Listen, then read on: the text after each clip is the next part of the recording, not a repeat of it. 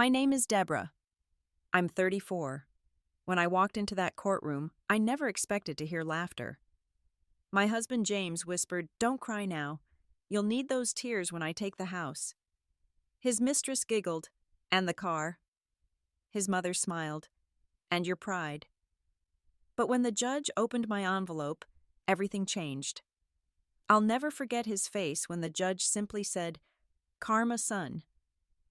Let me know where you're watching from, hit that like button, and subscribe to hear how I turned the tables on my cheating husband. I met James at a company Christmas party 8 years ago. I was working as an interior designer for a high-end firm in Boston, and his tech startup had just moved into the office space next door. Our buildings shared a courtyard, which is where I first noticed him weeks before the party. He would sit alone during lunch breaks, intensely focused on his laptop, occasionally looking up at the sky with a thoughtful expression that intrigued me. At the party, we ended up next to each other at the bar. I was ordering a gin and tonic when he leaned over and said, "That's my drink too. Great minds think alike." It was cheesy, but something about the way he smiled made my heart flutter. "I've seen you in the courtyard." I admitted, feeling a blush spread across my cheeks. "You always look so serious when you're working." "And I've seen you giving design tours to clients," he countered. "You always look so passionate when you're talking about color schemes and furniture placement." We spent the entire night talking in a quiet corner of the venue, discovering we had similar backgrounds. Both of us had grown up in middle-class families in the Midwest, both had lost a parent young, and both had moved to Boston seeking bigger opportunities than our small towns could offer. Our first date was at an art museum, followed by dinner at a tiny Italian restaurant. By the end of the evening, I knew I was falling for him. James was different from other men I'd dated. He listened when I spoke, remembered little details about my preferences, and shared his dreams with an enthusiasm that was contagious. Our courtship was a whirlwind of weekend getaways, surprise date nights, and long conversations about our future together. Within 6 months, he'd proposed during a sunrise hike in New Hampshire. I said yes without hesitation. Our wedding was everything I'd dreamed of. We held it in a converted barn with twinkling lights and wildflowers everywhere. James's mother, Margaret, flew in from Chicago and seemed genuinely happy to welcome me to the family. She hugged me tight at the reception and said, "You're exactly what my son needs, Deborah. Someone kind and supportive who believes in him." Those words meant so much to me then. I had lost my mother to cancer when I was in college, and the thought of having a mother-in-law who approved of me was comforting. The first 3 years of our marriage were blissful. James's company was growing steadily, and my design career was taking off too. We rented a small apartment that I decorated with finds from estate sales and antique shops. Every night we'd cook dinner together and talk about our days.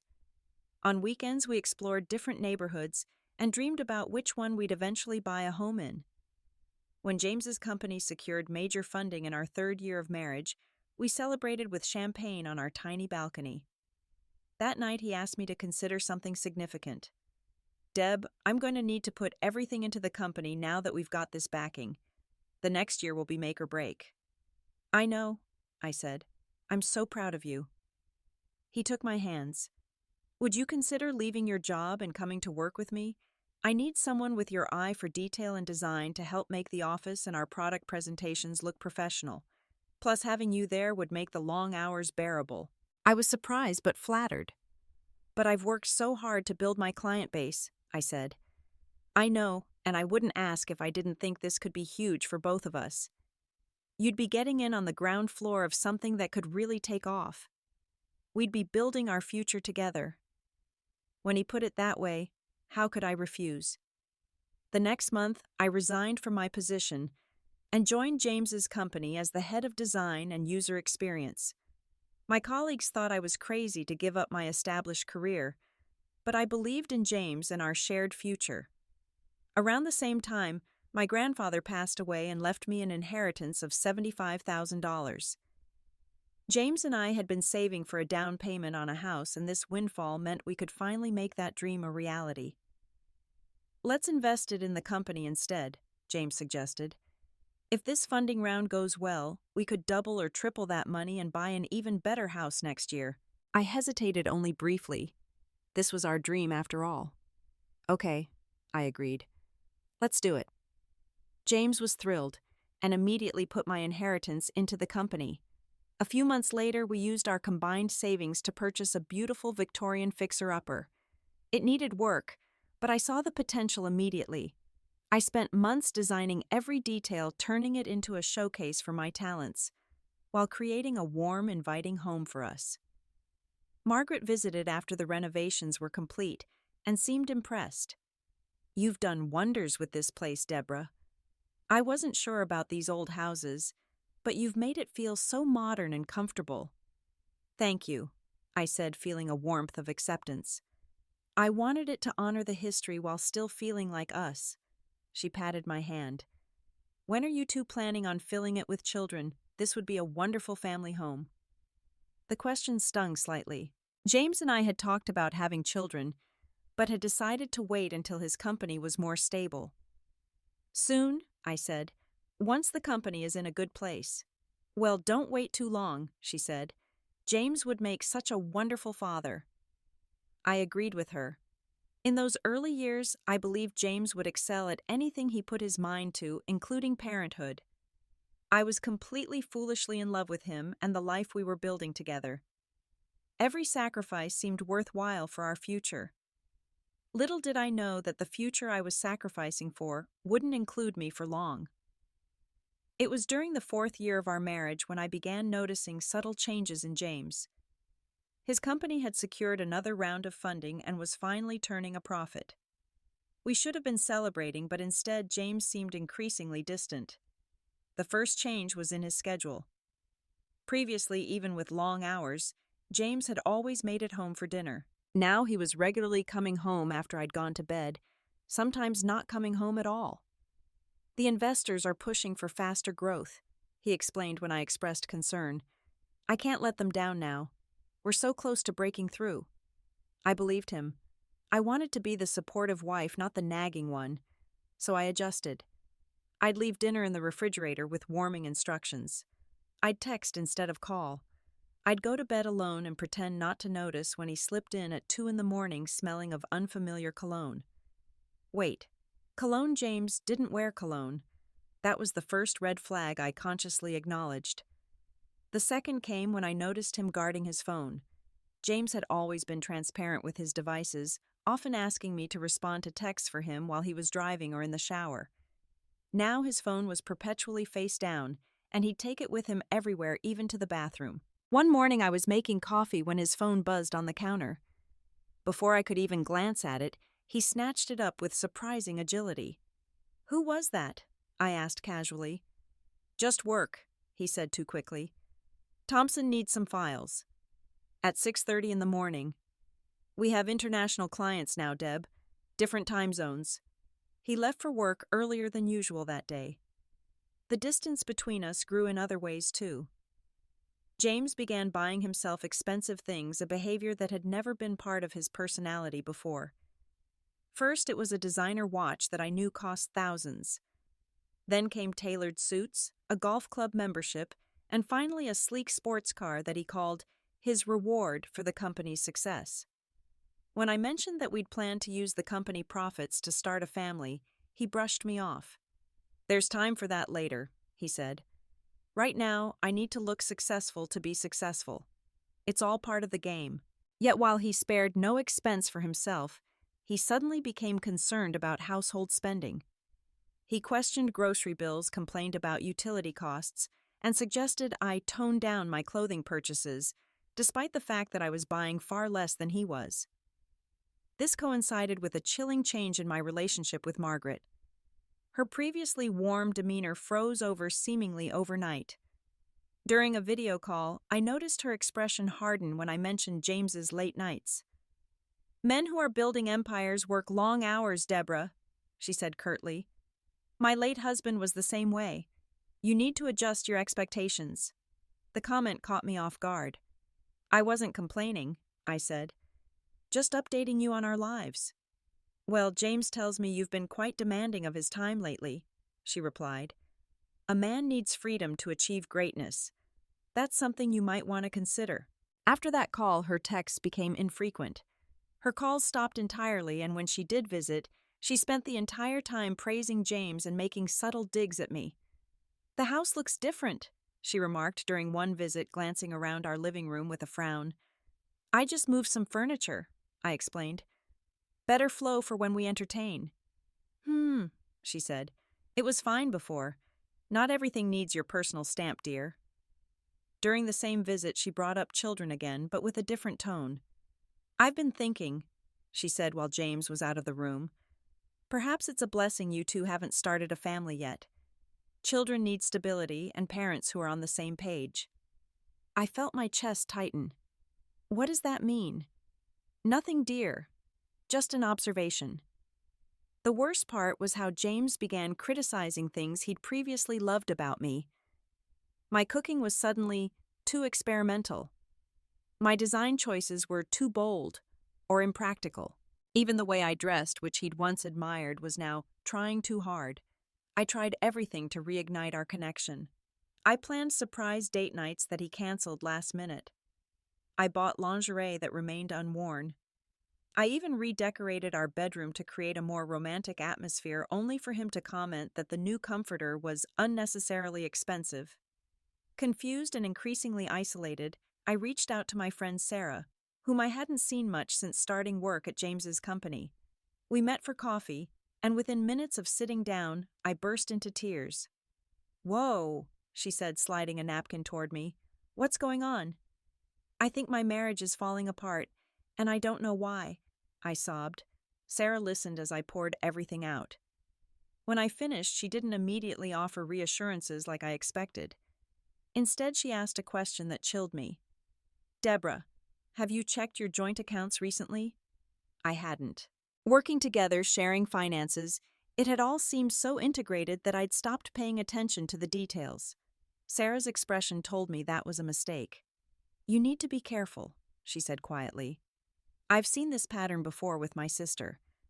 The personality changes the financial control, the isolation from friends and family. Just promise me you'll start paying attention, okay?"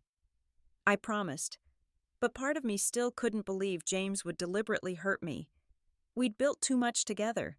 He was just stressed about work, and things would improve once the company stabilized further. That night, I tried to initiate an honest conversation. "James, I feel like we're drifting apart. Can we talk about it?" He barely looked up from his laptop. "There's nothing to talk about, Deb. I'm working hard to give us the life we want. If you can't handle the process, that's not on me." "But I miss us," I said. "The way we used to talk and spend time together." He sighed dramatically. "This isn't a romance novel. It's real life. Marriages evolve. Maybe your expectations are the problem." It was the same language his mother had used. Had they been talking about me? The thought made me sick. I went to bed that night with a gnawing feeling in my stomach. Despite my attempts to deny it, something was very wrong. The man I loved was slipping away, or worse, transforming into someone I didn't recognize. But I still had no idea how complete that transformation would be, or how deeply his betrayal would cut. 3 months after my coffee with Sarah, I decided to surprise James with lunch at his office. We hadn't had a meal together in weeks, and I thought a casual drop-in might feel less pressured than a formal date night. I picked up food from his favorite sandwich shop and headed downtown, feeling nervous but hopeful. When I arrived at the company building, the receptionist gave me an odd look. "James isn't here," she said. "He left for lunch about 20 minutes ago." "Oh," I said, feeling deflated. "Did he say where he was going?" She hesitated. "He went to Maison Rouge with some clients." Maison Rouge was an expensive French restaurant that James and I had visited for our anniversary the previous year. It felt strange that he'd go there for a casual client lunch, but I thanked her and left unsure what to do with my sad little bag of sandwiches. On impulse, I decided to drive by Maison Rouge. Not to spy necessarily, but just to see if maybe I could join them for dessert or coffee. I told myself it was a spontaneous romantic gesture, not the desperate act of a suspicious wife. I parked across the street and was about to get out when I saw them through the restaurant's large front window. James was sitting at a corner table, but there were no clients with him. Just a woman. A beautiful woman with long auburn hair, who was definitely not a business associate, judging by the way she was leaning toward him, her hand resting on his forearm. My heart pounded in my ears as I watched James reach across the table and tuck a strand of hair behind her ear, a gesture he'd done countless times with me. Then he leaned forward and kissed her. Not a friendly peck, but a lingering kiss on the lips. I felt like I'd been punched in the stomach. The world around me blurred, and for a moment I couldn't breathe. I sat frozen in my car, staring at the tableau of my husband and this stranger, intimate and comfortable in a way that spoke of an established relationship, not a first encounter.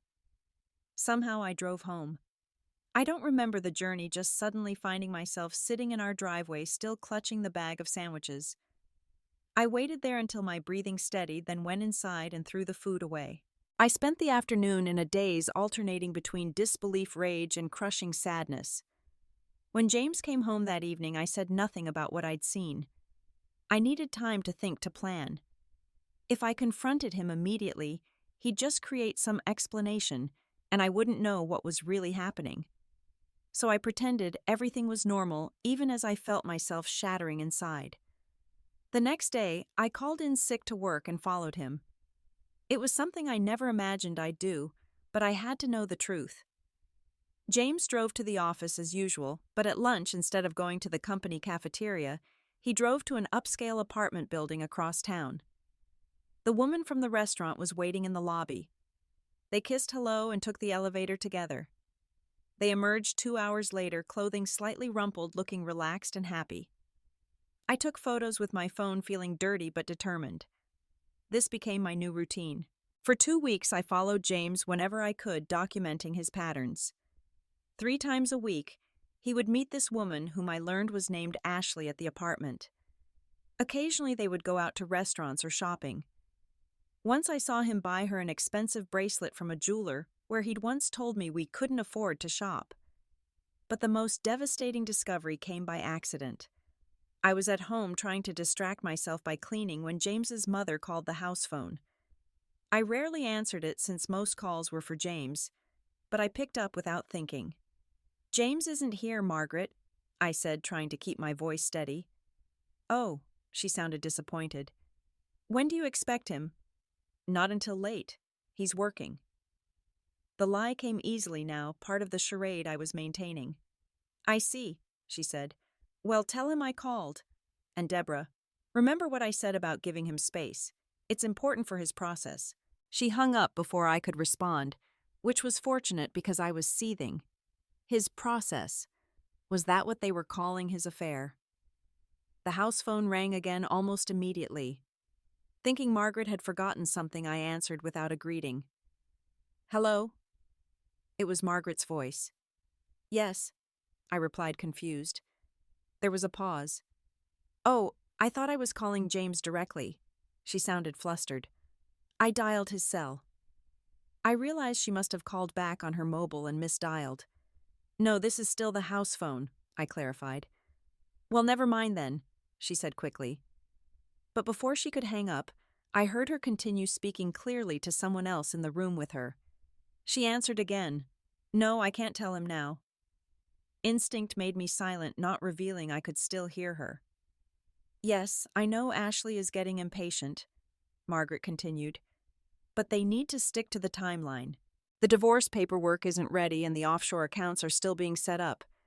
Tell her another month tops." My blood ran cold.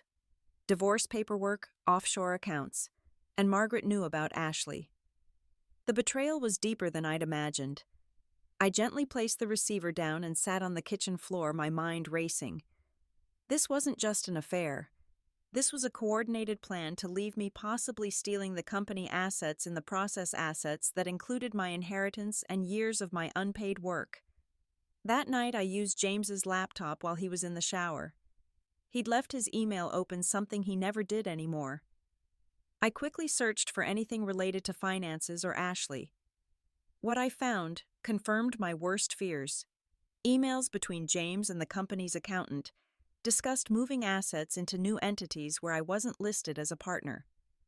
Correspondence with a lawyer detailed strategies to minimize my divorce settlement. And most painful of all, emails between James and Ashley discussed their future together with one line standing out starkly. Once Deborah's out of the picture, we'll redo that awful house and start the family you deserve.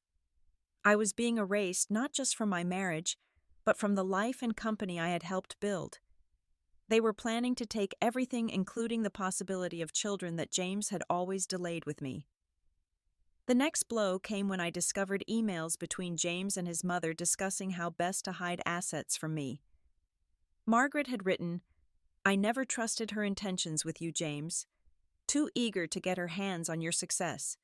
Thank goodness you woke up before children complicated things." The woman who had hugged me at my wedding, who had called me exactly what her son needed, had apparently despised me from the start. Her warmth had been as false as my husband's fidelity. I couldn't keep quiet anymore. That night I confronted James with what I knew. "I saw you with her," I said when he finally came home. "With Ashley." He froze momentarily, then his expression hardened. "Were you spying on me? Does it matter you're having an affair?" He didn't deny it. Instead, he laughed, a cold sound I'd never heard from him before. "It's hardly an affair, Deborah. Ashley and I have a real connection. What you and I have is a business arrangement that's outlived its usefulness." His words cut through me like a knife. "A business arrangement, we're married. We built this life together." "I built this company," he corrected sharply. "You helped with some designs. Don't overstate your contribution." "I invested my inheritance," I reminded him. "I gave up my career. And you lived comfortably as a result. Don't act like you've been suffering." He waved dismissively. "Look, this isn't working anymore. I want a divorce." Even though I'd seen the emails, hearing him say it out loud still felt like a physical blow. Just like that, after 8 years. "It's been over for a long time," he said. "We both know that. Ashley makes me happy in ways you never could." I thought of the emails about children, about redoing the house. "How long?" I asked. "How long have you been planning this?" Something flashed in his eyes, a momentary hesitation that told me he knew I might have seen more than he thought. But his arrogance quickly reasserted itself. "That's irrelevant now. My lawyer will contact you. In the meantime, try not to make this more difficult than it needs to be." As he turned to leave the room, I found my voice again. "I know about the offshore accounts," I said. "And I know your mother has been helping you hide assets." He stopped, his back still to me. "You don't know what you're talking about." "I read your emails, James. I know everything." When he turned back, his expression had changed from dismissive to threatening. "Then you should know how this will go," he said quietly. "I have the resources to destroy you if you fight me on this. Take whatever settlement I offer, or you'll end up with nothing. Not the house, not alimony, nothing." He left me standing there, shocked at the transformation of the man I had once loved into this cruel stranger. The full weight of my situation crashed down on me. I was facing not just the end of my marriage, but a coordinated effort to leave me destitute after years of contributing to our shared success. That night I called my parents in Michigan and sobbed as I told them everything. They offered to fly out immediately, but I asked them to wait. I needed to think clearly first to understand what I was up against and what my options were. "Oh, honey," my dad said, his voice breaking. "I wish I'd protected you better from men like that." "It's not your fault, Dad," I assured him. "I never saw this coming either." "But we'll help you fight it," my mom added fiercely. "He's not getting away with this." Their unconditional support gave me strength. The next morning I began researching divorce lawyers. If James wanted war, he would get one, and I would be far better prepared than he expected. The days following my confrontation with James were among the most painful of my life. It wasn't just the end of my marriage, but the systematic dismantling of the respect and dignity I thought I deserved after 8 years together. James moved into the guest bedroom but made no effort to leave our home. Instead, he seemed determined to make my life unbearable enough that I would be the one to leave. He began bringing Ashley to our house, introducing her to neighbors as his partner, while I was relegated to the awkward position of the soon-to-be ex who hadn't yet vacated. One evening I came home from a meeting to find Ashley in our kitchen, opening and closing cabinets with a critical expression. "These are all so dated," she said to James, not acknowledging my presence. "We should gut the whole thing and start fresh. Maybe something with a waterfall island and smart appliances." James nodded. "Whatever you think. You have better taste than the current design anyway." I stood frozen in the entryway, invisible in my own home, listening to them plan renovations to erase any trace of me. The kitchen they were so casually dismissing had been my pride and joy, a space I'd designed with careful attention to both aesthetics and functionality. James had once praised it as brilliant. The humiliation continued when Margaret came to visit. Rather than staying in a hotel as she normally did, she moved into our home at James's invitation, taking over my office as her temporary bedroom. On her second day there, I overheard her talking to Ashley in the living room. "The fertility specialist James mentioned has an excellent reputation," Margaret was saying. "Many women your age are having their first babies now. It's the perfect time." "I'm just so excited to start our family," Ashley replied. "James says he's always wanted children, but the timing was never right before." The casual cruelty of their conversation knocked the wind out of me. For years, James had delayed our plans for children, always citing the company's needs or financial timing. Now I learned it wasn't the timing that had been wrong. It was me. That night I confronted James about the fertility discussions. "So you're already planning children with her?" I asked, my voice shaking despite my efforts to stay calm. He looked annoyed at the interruption. "That's not really your business anymore, Deborah." "It is when you spent years telling me we needed to wait," I countered. "Was that always a lie?" He sighed as if I was being unreasonable. "I didn't want children with you. There's a difference." "Why?" The question escaped before I could stop it, my insecurity winning over my pride. "Because I wasn't sure you'd be the right mother," he said coldly. "You're too focused on your own needs, too emotional. Ashley has a more balanced perspective." His assessment was so contrary to reality, so obviously designed to wound, that I actually laughed. That's rich coming from someone who's currently leaving his wife for another woman. His eyes narrowed. "This is exactly what I'm talking about. You're incapable of seeing things objectively." The gaslighting was so blatant that it actually helped clarify something for me. This wasn't about any failing on my part. This was about James's character, his selfishness, and his willingness to rewrite history to justify his actions. The final insult came a week later when James casually informed me that I would need to move out of the master bedroom so that he and Ashley could use it. "You're hardly ever in there anyway," he reasoned, "and it makes more sense for us to have the ensuite bathroom since there are two of us." "I'm still your legal wife," I reminded him. "This is still legally my bedroom." "For now," he said with a smirk. "But my lawyer assures me that will change soon. We can do this the easy way or the hard way, Deb. But you will move your things out by tomorrow." When I refused, I returned home the next day to find my clothing and personal items piled in the guest room and the master bedroom door locked with a new key. Ashley had already hung her clothes in my closet. That night I slept on the living room couch, rather than use the guest room they designated for me. It was a small, petty act of defiance, but it was all I had at the moment. The next morning, as I was making coffee, James approached me with a document in hand. "My lawyer prepared this divorce settlement," he said, sliding the paper across the counter. "It's generous considering the circumstances." I glanced at it and felt my stomach turn. The generous offer would leave me with nothing but a small cash payment, barely enough for a few months' rent in a modest apartment. No equity in the house, no share in the company, no alimony despite the years I'd invested in his success. "And if I don't accept this?" I asked. James leaned closer, his voice dropping to a whisper. "Don't cry now. You'll need those tears when I take the house."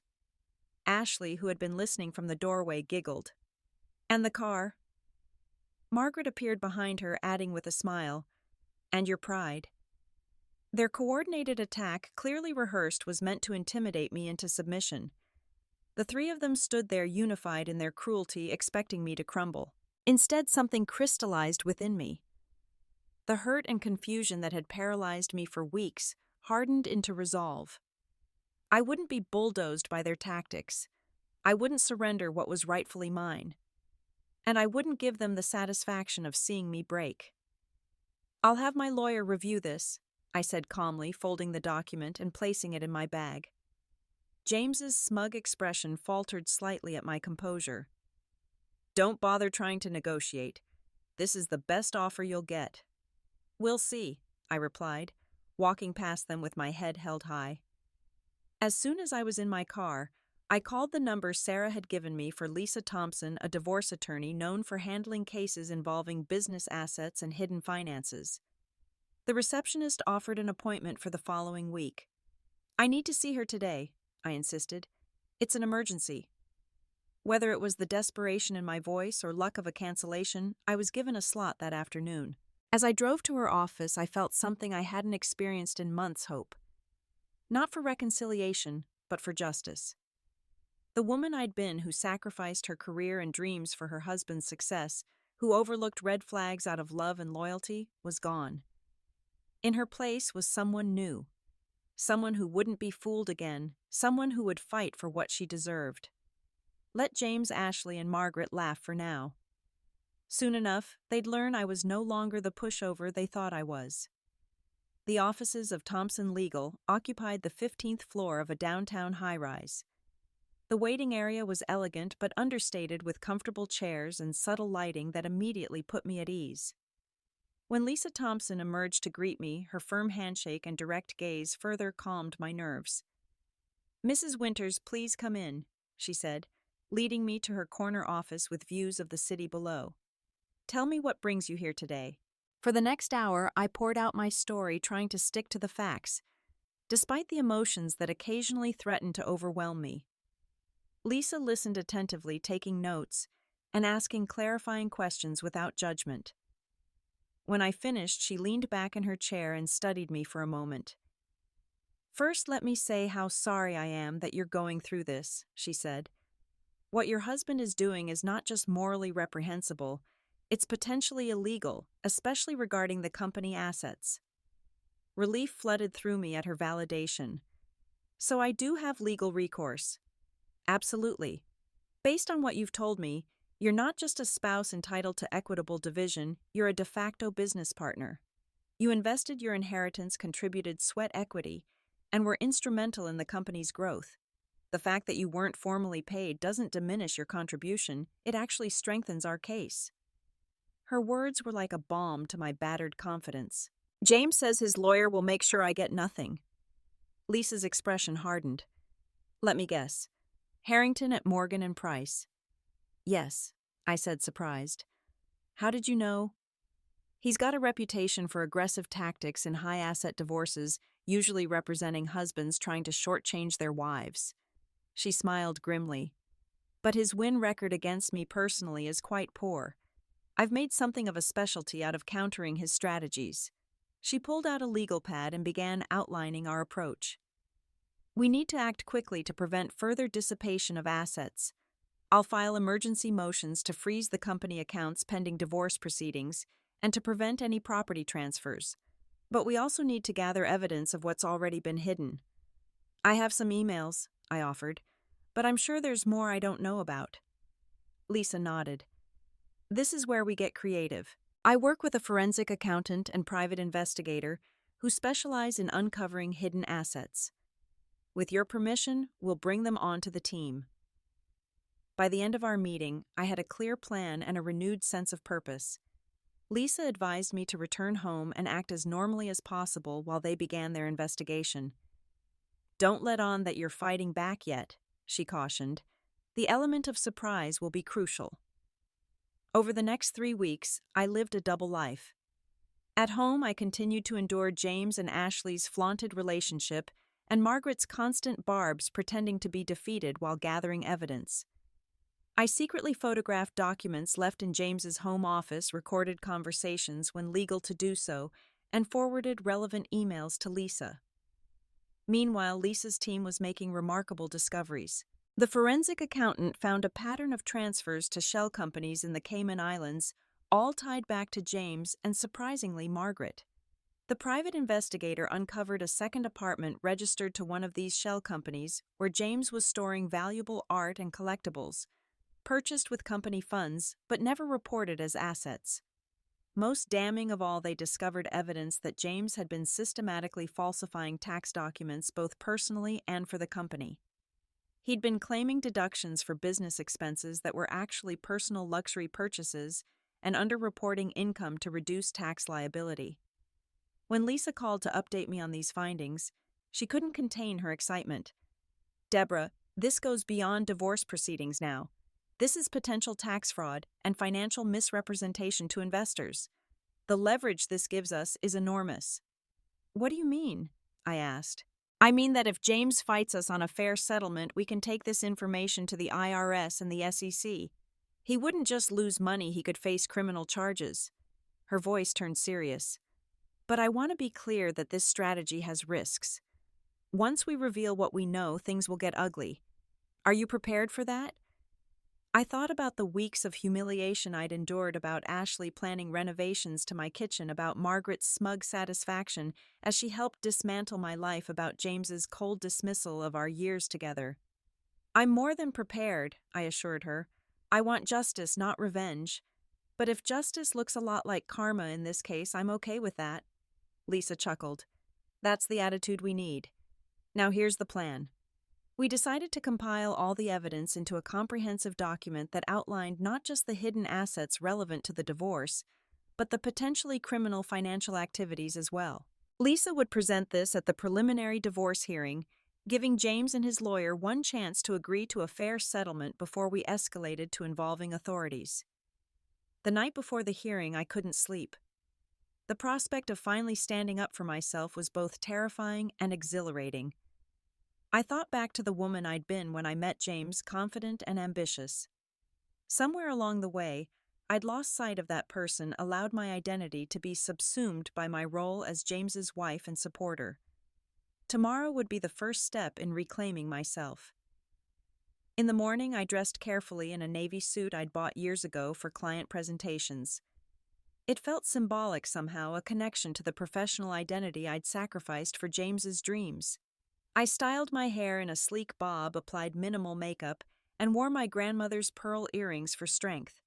When I came downstairs, James was in the kitchen with Ashley and Margaret, all dressed for court.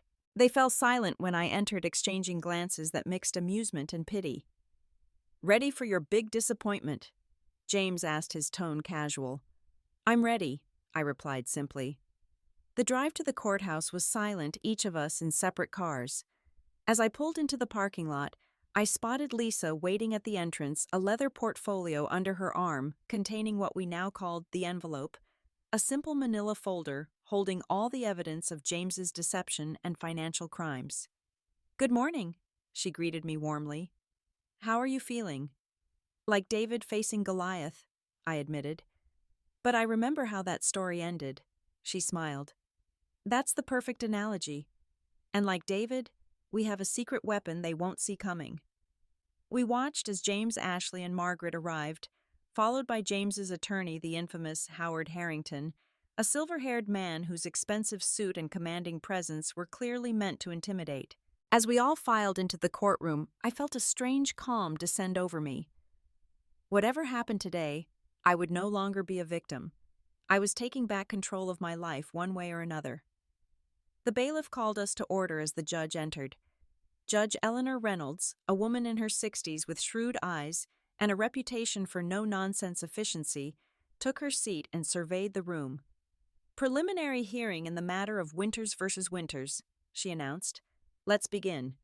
Harrington rose first, his voice smooth and practiced, as he outlined James's position.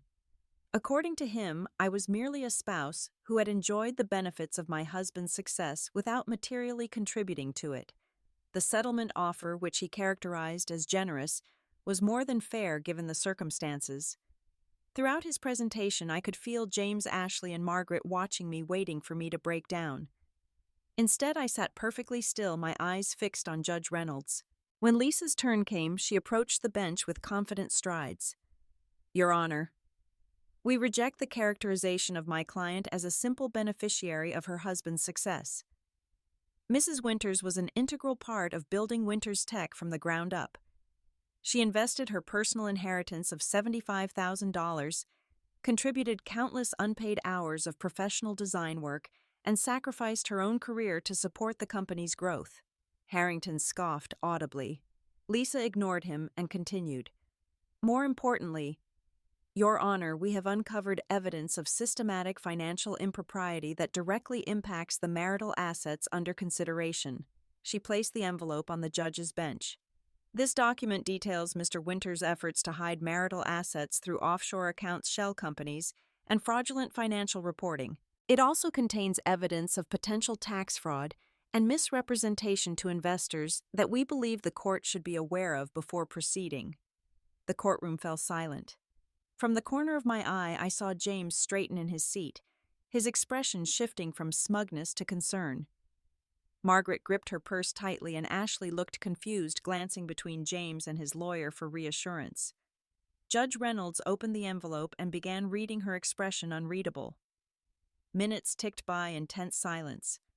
Occasionally she would look up at James, then back at the documents. Finally she closed the folder and removed her glasses. What happened next was something I'll never forget. Judge Reynolds, who had maintained perfect judicial composure until that moment, actually laughed. It was brief but unmistakable, a sound of genuine surprise and perhaps appreciation for the unexpected turn of events. James leaned forward, bewildered.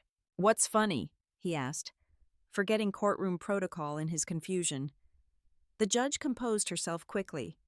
"Karma, son," she said simply before replacing her glasses and addressing the court formally. "In light of this information, I'm ordering an immediate freeze on all assets associated with Winters Tech and the personal accounts of James Winters. I'm also issuing a temporary restraining order preventing any property transfers, including the marital home." She fixed James with a stern gaze.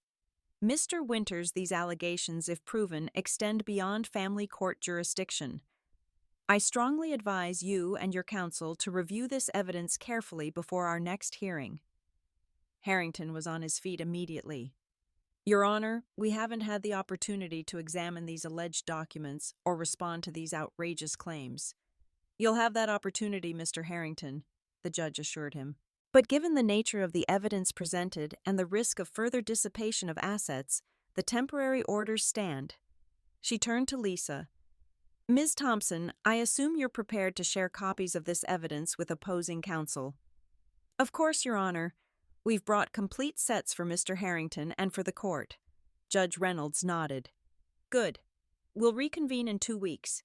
In the meantime, Mr. Winters will maintain financial support of the household, but is prohibited from removing Mrs. Winters from the marital home or interfering with her reasonable use of the property." She banged her gavel. "Court is adjourned." As we filed out of the courtroom, I caught James's expression, a mixture of shock, anger, and fear that confirmed he knew exactly how much trouble he was in. Margaret was whispering furiously to Harrington, while Ashley stood slightly apart, looking lost. Outside, Lisa squeezed my arm. "First round to us," she said with satisfaction. "Harrington will be calling me before the day is out to discuss settlement terms." "Will they really agree to settle?" I asked, watching James and his entourage huddled in urgent conversation across the lobby. "They'd be fools not to," Lisa replied. "What we have could send James to prison, not just divorce court.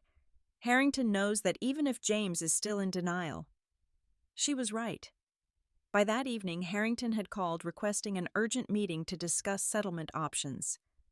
Within a week, we had an agreement that exceeded even my most optimistic expectations: 75% of our marital assets, full ownership of the house and car, and a substantial stake in the company I had helped build.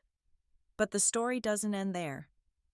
Despite the settlement, the evidence of financial impropriety couldn't be simply erased.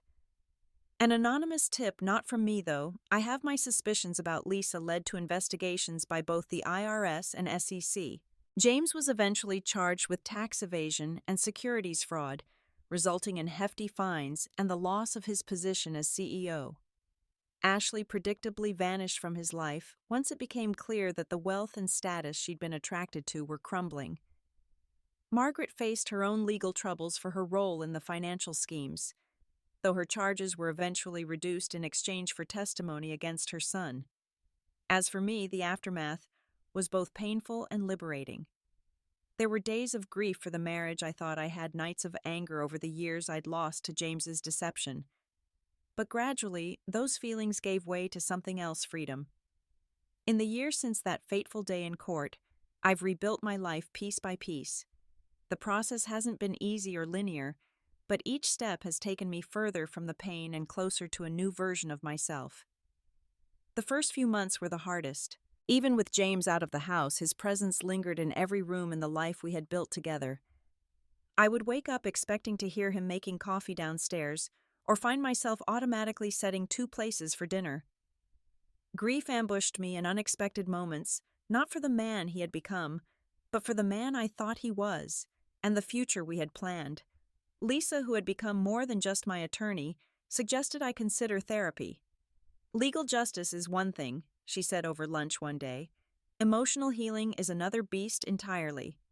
I took her advice and began seeing Dr. Farrell, a therapist specializing in divorce trauma. In those weekly sessions, I unpacked not just the betrayal, but the subtle ways James had undermined my confidence and isolated me over the years.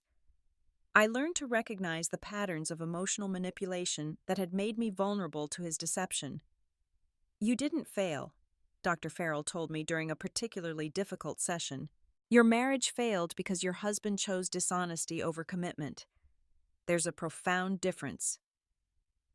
Those words became a mantra on my darkest days, a reminder that I hadn't lost my marriage by being unworthy, but because I'd been married to someone unworthy of my trust. My parents, who had wanted to fly out immediately when everything happened, finally visited for 2 weeks in the spring. Having them in the house that had been a battlefield brought a healing presence. My father fixed things around the property that James had neglected, while my mother cooked familiar meals from my childhood. Their unconditional love reminded me of who I had been before James, the foundation I could rebuild upon.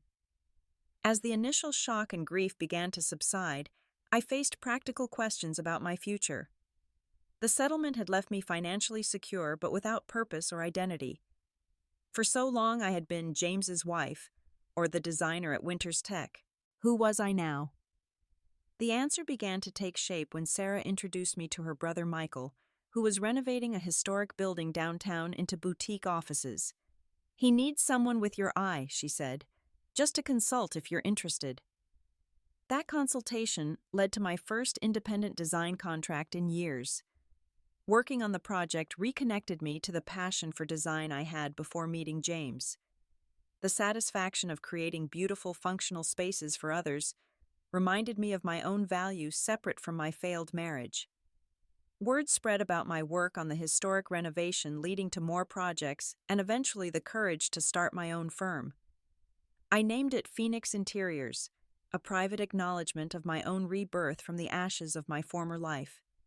Reconnecting with friends proved both challenging and rewarding. Some had drifted away during my marriage, others had been deliberately pushed aside by James's subtle isolation tactics. I reached out tentatively at first, unsure if these bridges could be rebuilt. My college roommate Tanya flew in for a weekend visit after we reconnected online. Over wine in the kitchen that James and Ashley had once dismissively planned to renovate, she confessed something. "I never liked him, Deb," she said, "but you seemed so happy I thought I was missing something." "Why didn't you say anything?" I asked, not accusingly. "Just curious." She sighed. "I tried once. You defended him so fiercely that I worried saying more would just push you away completely. I've regretted that silence ever since." Her honesty helped me understand that true friendship sometimes means speaking difficult truths, a lesson I carry into my new relationships. The house itself became part of my healing journey. At first I considered selling it, too haunted by memories of James's betrayal. But gradually I realized this space represented not just pain, but also my own creativity and vision. I had designed every detail, chosen every color. Why should I surrender it? Instead, I reclaimed it room by room. The master bedroom that James and Ashley had commandeered became an entirely new space with different furniture colors and energy. The kitchen remained structurally the same, a testament to my original good design, but with new details that pleased only me. Each change was a declaration: this is mine now, shaped by my preferences alone. Dating again seemed unimaginable for many months. The thought of trusting someone with my heart after such profound betrayal was terrifying. Dr. Farrell encouraged me not to rush this aspect of healing.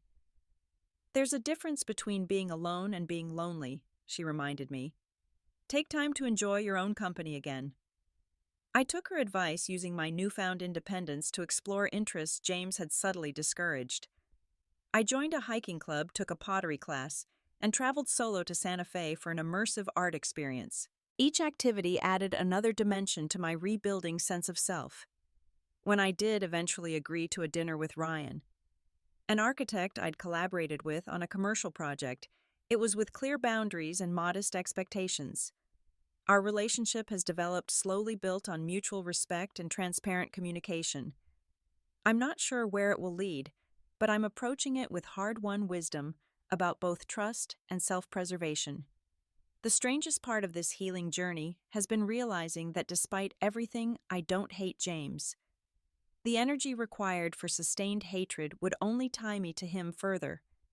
Instead, I've come to pity him. For all his material success, he never understood the value of integrity or genuine connection. His life is built on shifting sands of deception that will never provide true stability or fulfillment. Last month, I received final notification that my stake in Winters Tech had been formally transferred to a new holding company under my sole control. The company itself has struggled since James's legal troubles became public, but my financial advisors believe the technology patents still hold significant value.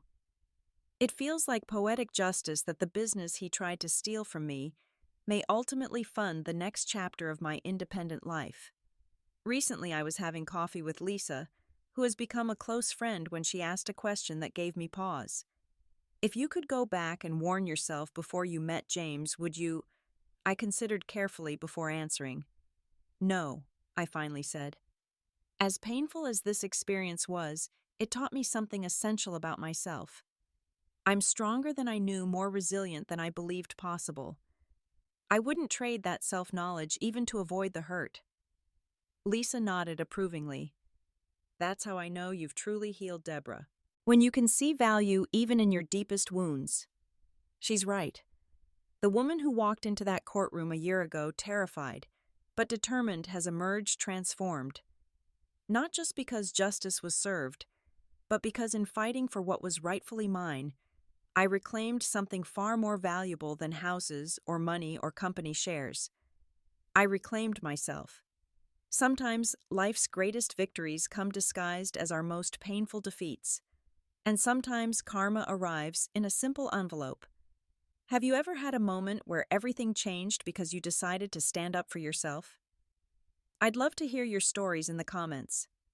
If this resonated with you, please like, subscribe, and share to help others who might be going through similar struggles. Remember, your worth isn't determined by how others treat you, but by how you choose to respond when facing adversity. Thank you for listening to my journey, and may you find the strength to create your own justice when you need it most.